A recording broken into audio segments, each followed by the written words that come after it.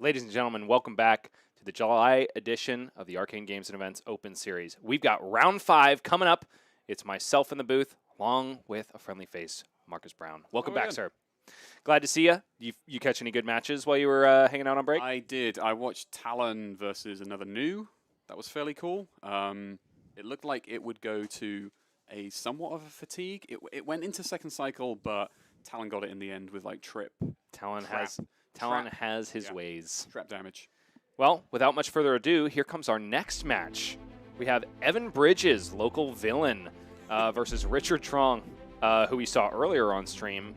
I believe he's going to be sporting a bit of a different package this time. Looks like he's siding out that Warmonger's Great Axe for the more traditional Dawnblade against Kayo, armed and dangerous. As the players shuffle up here, what do you expect to see here, Marcus? Well, it's not going to fatigue, I'll tell you that. Yeah, absolutely. With no Decimator. This is a tempo race. A lot will be dictated in the winner's die roll. Definitely a good use of stuff like Steelblade Supremacy and Glistening Steelblade will allow Richard to just steamroll Dawnblade counters. And before the equipment even flips, we've got Richard taking a glass of wine, generating 2 very critical tokens in the form of Vigor and Agility. Let's see what else he has for this turn 0. That is not a bad start. No, not at all. Deliberating whether he should swing into Evan or... Nope, just pass priority, see what he does first. Interesting. Richard has the opportunity now to swing the Dawnblade now that he's seen Evan discard a card. See if he chooses to do so. This is a pretty strong hand. I wouldn't fault Richard for just arsenaling and passing as he does. And here comes Evan with an agility token to pop at the beginning. Ooh, but bit of a clunky hand. We've got Send Packing and also Savage Beatdown. I don't think there's a discard here apart from... Assault and Battery. Yeah, what he just pitched. Right. So we're just going to go Send Packing. 6 go again. Threatening the arsenal of Richard. Still a little bit of disruption to slow down this next story turn. He's going to give a suite of equipment and 1 card. Yeah, this is completely contrary to the last game we saw with him, where he basically held onto his equipment until the end of the game. I get to fetch a card. Claw for 3. No go again. No go again is the claw here because Evan has not discarded a card. Critically also, Evan is missing out on the hero text on KO Armed and Dangerous. Won't be generating any might tokens this time. Probably going to have to pass back to Richard with some sort of tempo in his favor. I don't think that's too bad for Evan, considering that he made use of Send Packing in the action point from Agility. Richard, starting off with the Warrior tokens from Heavy Hitters. Agility and Vigor pop. We've got 1 resource and go again on the next attack, regardless of what we send afterwards. Here comes a Dawnblade, ostensibly for 3. We know it's going to be a little more than that, don't we, Marcus? Evan's got that information about the Ironsong response read, but everything else in Richard's hand, no more information is given here. This is fascinating here. Evan immediately throws Savage Sash and Beaten Trackers in front of this. To me, that means he's going to use it next turn. I have no reactions, so I will take 3. However, I don't think I saw a Blood Rush in Evan's hand. Usually those kind of blocks telegraph a really big Blood Rush turn. Richard will also pay for the Vigor to Grains with the floating resource. Evan does, however, have an Agile Windup, which he may be hoping to discard at the end of this turn. Breaking up the chain here for the Brave Forge means Dawnblade will actually come in for 5. And we know he's still holding on to that Ironsong response, which honestly is, if you need to have information about a Warrior's hand, that's the one I kind of most want to know about. Because it's that 0 cost. In this case, Richard is potentially telegraphing a lot more with 2 resources floating. However, Ironsong response is the one that is always in my eyes like, is it that one? Will be Dawnblade for 5 here in round 5 of the July AGE Open. This is a win and in to the top 8 for both of these players. Now, there's something face-up to be said about how Evan could approach this block, because if he gives Fleshbag, the Dawnblade will still connect.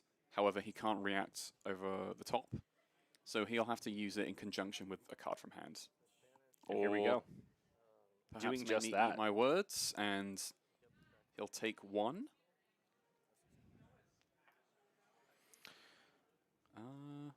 Maybe.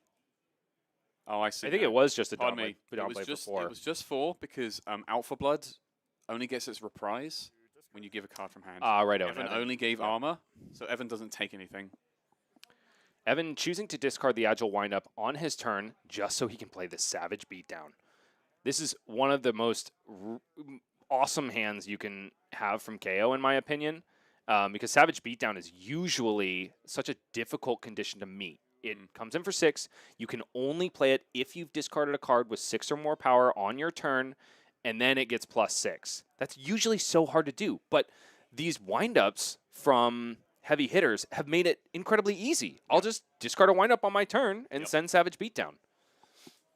So this ultimately, even though Evan threw out the entire equipment suite, this ends up being just another setup turn and a massive chunk out of Richard Truong's life. And I think he pocketed a Bear Fangs into Arsenal, so that's really good. I think you're right. Especially if he wants to pop Sash in a future turn. Passes back to Richard now. Richard in the tank. Here comes Ironsong Determination. This is usually how really strong Dory power turns start. I'm sure Richard would have loved to see a Steelblade Supremacy in front of that, but we take what we can get. Yeah. What do we have in the hand here? We've got a Puncture, Yep. and we know we've got the Ironsong response still in the arsenal. Evan, I believe, said no blocks. So here comes the Refraction Bolters to give the Dawnblade go again. Got to maximize that Dominate potential while you have it. Richard just fighting for his life to get counters on this Dawnblade. Yeah, Evan's recognizing where he's ahead on the race, especially seeing as he covered it up last turn with all his armor. And Evan saying, I will not give you a single reprise trigger if I don't have to. This might be an incredibly short game, like shorter than the Zen ones. And Evan also knows, because that Ironsong response is in Arsenal, Evan could just say, I'm never, ever blocking with a card from hand again, and you will never clear that Arsenal, which is potentially not the most heads-up play, but it's just funny that you have the information to do that. That's true, that's true. This is a great start to this turn. I love this tone of voice from Evan, because this is always when he's feeling good. He just talks like this. He goes, so I'm doing this, and I don't care what you're doing. And blah blah blah. Yeah, you've heard that a lot, haven't you? That's how you know he thinks he's got a good turn brewing. All right. Ooh, and he draws up the Run Roughshod, which is turned on.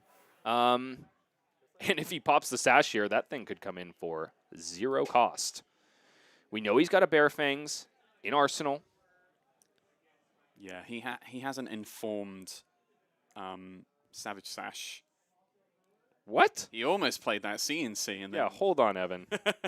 took it back immediately. Let's think about this. Hang on, I just did a Blood Rush. Let's not do that. Yeah, there we go. Deciding, I guess, that the Savage Sash is not worth popping here. Probably just because he's got so many cards in hand, he can afford to pay for whatever he could possibly draw off this Bear Fangs. Yeah, I think this. No! A Blood Rush goes to the bin. Oh, he draws up and discards the Blood Rush. Oh, let's turn up those mics. Let's see how his tone of voice has changed now. Yeah, because I have the agility. Yeah, see, it's completely different now. He's Actually, it completely does still shattered. have go again because I had an agility from last turn. Sorry, no reaction. I am not trying to do an impression of Evan. It's just the tone he was going for after something did not go his way. It's important to note we're making a lot of fun of Evan. Here's a follow-up with a claw. But we really actually like him a lot. And we enjoy his presence. We love that he runs the armories at Odyssey. He's just one of those people that's really fun to give crap to. So, continuing on, Claw 5 go again. Yeah, and he's still going to be able to send the Roughshod for 7 here. Mm-hmm. And that is still, even though you are hitting a really low percentage discard on that Blood Rush, still a really solid turn. I think it's less than optimal, but it's still really good. Still 21 damage. He pockets his CNC, so he can do a CNC for 7 if he really wants And that's to the thing. next turn. Evan has had some really powerful turns, and even as he's doing it, he's still setting up every single turn for the following turn. Richard Truong starting off with Spoils of War plus Dawnblade, making this Dawnblade come in for 7, which is a critical breakpoint and threatening 2 copper. Why not add +2 on top of that? I'm so sorry, I forget. Spoils of War, does that give go again? It does, right? It gives go again, Yeah. and an on hit of each time a weapon connects this turn, 2 copper. Great. So Richard is going to be able to swing this Dawnblade again. He's got plenty of resources floating. He's also sitting on that Ironsong response in Arsenal. He's really hoping that he's found a 1-cost reaction to finish out this turn, because this could be a lot of damage. No blocks, any reactions? Another puncture, it looks like. Richard having a think about holding this puncture back. I don't think there's a cause to. Honestly, if Evan sends that CNC next turn, Richard might just happily take it at this point. Ironsong response has been stuck in his hand for a long time. So 9? Yep. Like, Evans basically played the race and ignored it and given no cards from hand for most of this game thus far. Yep. Just playing around response all the time. Absolutely. And boy, is this game a lot easier when you say no blocks over and over again. But Dawnblade's up to a 5 now, so it's pretty mean. Evan is approaching that critical mass where he's going to be able to threaten lethal very soon. And this is a way to do it, starting off with a source of go again, one of many in this KO deck. Red Wild Ride. With a might token on the back of that, here comes 7 go again. And use another might. Only costs 1 because we popped the sash. We also know that Evan is sitting on that CNC, which will only cost 1 because Savage Sash critically says any card with 6 power or greater, not brute cards. He also holds another Wild Ride. My goodness. So it could be double Wild Ride into CNC. Can you imagine if he draws into another run rough shot at that point? I guess he won't have the action points, but this is still a really solid start to this turn. He also has the opportunity to pop his beaten trackers. He's touching it. He's thinking about it.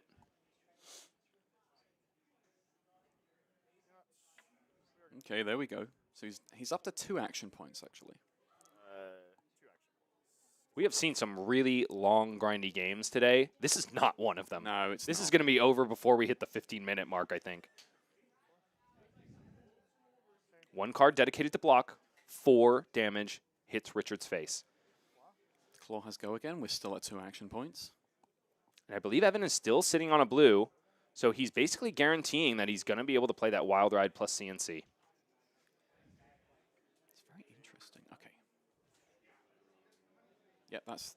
Oh. Yeah, I think this might have been a bit of a misplay because Evan could have held the claw back. Instead, because he popped the beaten trackers, gone run roughshod with the resources left over, CNC plus Wild Ride. I think that's his thinking here because the Wild Ride is yellow. Yeah. Play Wild Ride. Draw Okay. this card. It's a 6. So go again. So this is 5. See, he's back to feeling good again. Did you Okay. hear the way he said it's a 6? It's a 6. Yeah, that's We're Evan doing feeling fine. good again. Then He knows he's stripping a lot of cards out of Richard's hand here. line for Command and Conquer. Richard now thinking, I can't afford to just let this hit and get rid of this Ironsong response. Here's 6 in my armor. So Richard reduced down to a 1-card hand. However, 2 counters on Dawnblade means that he's still threatening a lot of damage to Evan. He's just about scraping through here. And even if Evan wants to take the turn off and take these counters off the Dawnblade, we know the Ironsong response is still sitting there. He's not going to get the chance to. And Richard actually, because he's running grains, if Evan responds with no blocks and just throws his whole hand back at Richard, Richard can do a no-card hand of swinging Dawnblade for 5 with his Vigor. Evan says, here's the last piece of equipment. I will not let you play that Ironsong response. I will die before I let you play that Ironsong response. And honestly, I think it's the correct play here. If he can, yeah, he's got a source of go again. So Yeah, here's pulping. and here's dominate too. So Richard is going to be able to stay alive if he donates the grains to the cause. However, it'll still get some damage through and continue Evan's turn. Seven dominate. I think you are, Richard. Yeah. I clearly misspoke. This isn't 6, this is 7 because KO makes might tokens. It's exact lethal because he's only got 1 block left on grains. And that's all she wrote. Evan Bridges, the people's champion and supreme villain of all of AGE. Another left-handed victory for our stream. Andrew has been the only one to topple his opponent on the right side of this stream today. I see. Evan, excellent job. We're all really proud of you. Okay. Shortly up after this, an interview with supreme villain Evan Bridges and what will surely be a really exciting time. Not quite the Scourge of Pasadena, but No, certainly not. The Scourge of Pasadena has, like... he's dormant right now. He's got some whimsy to him, you know? He's still some... Even though he's the Scourge, he's somebody you like to root for. Evan... He's still a gentleman. Yeah, Evan's a sweet I can't guy. say that about Evan. But man, do you want him to lose. We're kidding. We're kidding. We're kidding, absolutely. I'm very proud of Evan that he's gotten this far in the July AGE Open Series. He's not playing Lexi. He's doing it fair. No, instead he's playing the other amazing numbers deck that's in the format. Evan actually really thinks that KO is still #1 in this format. He is remaining obstinate to the fact that a lot of people are pointing to Zen as the premier aggro deck. I don't think they're mistaken, but I think underrating KO is your own hubris. As we just saw. And critically, he's just keeps getting forms of really relevant disruption in these expansion slots and generics, and also from the KO Armory deck. What a boon to KO that was. Honestly, slotting Weakest Link in when it plays with Sash still, very good. Yeah, absolutely. So we will get Evan in the booth shortly after this, after a short break, and then it's more flesh and blood. Don't go anywhere. We'll be right back after this. Ladies and gentlemen, welcome back. We have our latest champion, Evan Bridges. How do you feel about your round 5 victory, buddy? Pretty good. I thought I had already locked top 8 after winning last round, but then I saw the standings, and there was actually like some extra people with 3 wins, so I needed to win this one to fully lock it. And I knew I was playing Dory, and Dory is usually pretty easy, and he flipped up Dawnblade, and I had won the die roll, so it's like, oh yeah, I'm just going face. Yeah, and you also got to start off turn 0 with an agile windup, which is probably the best place you could be, I would imagine. Yeah, it's fine. I mean, I didn't really get to do much with it. It was literally just, send packing and claw. That's true. The send packing was actually kind of funny because it revealed the Ironsong response. I'm like, cool, I'll just never block with cards from hand again. We were wondering about that in the booth, actually. I was like, Evan knows what that is. He'll probably just never give a card from hand ever again. Yep. And you stayed true to that potential. Not that I need extra reasons to not block with cards from hand because I'm playing KO, but yeah. And you also found a Blood Rush nice and early, so found 2. You found 2. What happened with the second one? I discarded it. How did that feel? It wasn't awful. Like, it's on a Bear Fangs that already has Go again, so it's like, all right, I'm missing 2 damage, and this is a card that I would rather arsenal or play or something. Anything but discard, so it's not the worst Blood Rush I've ever discarded, but yeah, unfortunate. Are you a player that likes to see the card drawn first before you shuffle and discard randomly, or do you just throw them all down first? You throw them all down first. So I learned this method from barraging Blake, because what he would do when he played Rhinar, he doesn't play Rhinar anymore. He just doesn't like the hero, I guess. Yeah. So he would play a card that says draw and discard. He would draw and go... shuffle, fan him out, and then I just try to heat seek the card that he just drew off the top, to make sure that because I know it's not a 6. So what you're saying is withholding information and having a poker face is a strong strategy. Yeah, I mean, I feel like I'd have a better poker face than Blake anyway. Yeah. With that, but it's just like I don't like having the fear be there just in case they can sense it. There are times where I'll play draw discard, do it. They discard a 6. I'm like, cool, calculate it, and I pick up my hand and there's a Blood Rush. I'm like, you heard it here, folks. Don't let the fear be there. Yeah. Evan Bridges. Never look. 2024. Looking is a mistake. Don't look. Okay, just don't look. Evan, I noticed that there's quite an inflammatory title below your name. Can you tell me why you had us write Scabskins Sucks below your name? Because Scabskin Leathers, famous brute legendary boots, is a bad card. It sucks. Yeah, beaten trackers are what you should run instead because you get that action point guaranteed.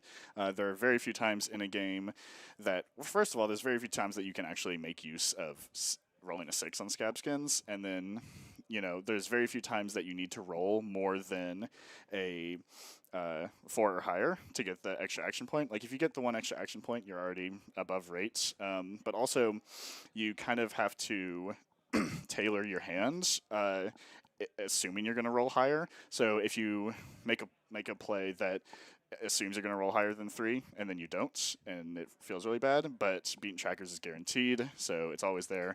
You know, it only blocks for 1 instead of 3, but, you know, just win the race. Just be faster. Right, exactly.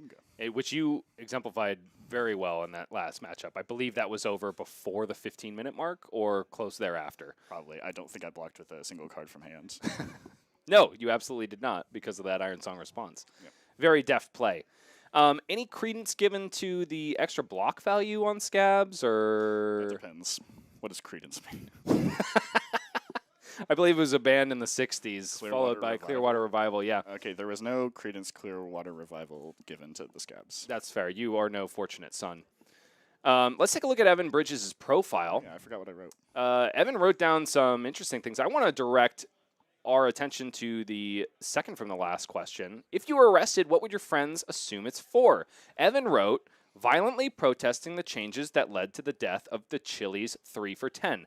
Evan, what is the Chili's 3 for 10? How much time we had? Okay. So, the Chili's 3 for 10 is a meal deal. Used to be offered by Chili's.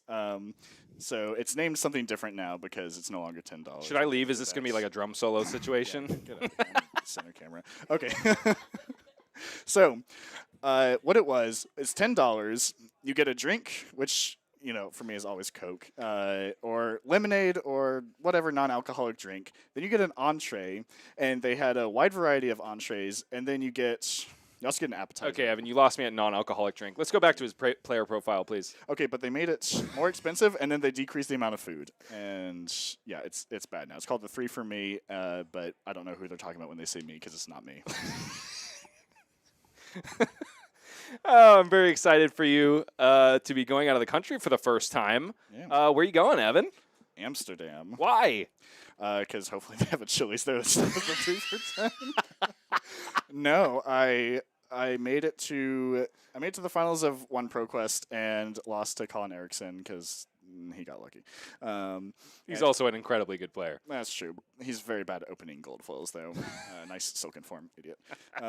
So then I made it to the finals of another ProQuest against John Zapata, who had already gotten an invite. And so it would have been passed down to me, but I said, no, I'm just going to beat you. So I beat him and then got the invite. So I'm going to play in Pro Tour Amsterdam. Hopefully, Kayo will carry me to victory because I am bad at Part the Misfell Draft. All right. You heard it here, folks. You've been doing some reps, though, right? At the rock climbing gym, yeah. Oh, okay. Fair Glad enough. you noticed. Evan is a brand new rock climber. Look at those guns, ladies and gentlemen. He just conquered his first V4, if I'm not mistaken. True, I did the start and everything. don't But believe it part of for the a Misfell draft, yes, I have been doing some Runaways drafts, and I have lost most of them. Haven't even gotten to the finals. I did finally have an undefeated Zen deck, but the success was a little tainted because my round 2 opponent was having connection issues, so I didn't actually have to play him, so I just skipped to the final and I beat him. So technically, yeah, we'll just hope that happens. Yeah, based on my Runaways draft experience, I definitely thought I would get a lot more buys because of latency than I got at U.S. Nationals. So that's the downside of draft practice online, I suppose. True. Evan, thank you so much for joining us in the booth. Thank you so much for an excellent match. I wish you the best of luck in top 8. It's important for me to let everybody in the audience know that I actually enjoy your company, and I call you a villain a lot, and boy, do I like you to lose, but we're good friends in real life. Did you call me the Scourge of Pasadena during the game? No, Marcus made a reference to the Scourge of Because Pasadena. I didn't want to step on Craig's toes. Even No, definitely. That's what I said. I said Craig's actually likable for the most part. Sure. I don't have that. But Yes, so I'll be back in a few hours to get my medal from you. I'm very excited. I'm not actually the person that hands out the medals. I have very little power here. Okay, whoever has the medal, I'll make sure they give it to you so you can hand it to me. Okay, that sounds great. You heard it here, folks. Your soon-to-be July AGE Open champion, Evan Bridges, is out, and he says, bring back the Chili's 3 for 10. Up next, top 8 announcement and more Flesh and Blood. Don't go anywhere. We'll be right back after this.